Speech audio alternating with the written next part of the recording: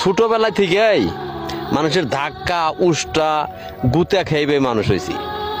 আর এই প্রবাসে আসার পরে দেশের মানুষ আর কি কষ্ট দিতে পারে ভাই? ধাক্কা পার খাইতে খাইতে গুতা খাইতে খাইতে তো এমনি শোল পাথর হয়ে গেছে। আর দেশের মানুষ কি কষ্ট দিয়ে কথা বলবো আর কি আঘাত লাগবো ভাই? এখন আর ভাই দেশের মানুষের কথা না ভাই, এখন আর ভাই কষ্ট লাগে না।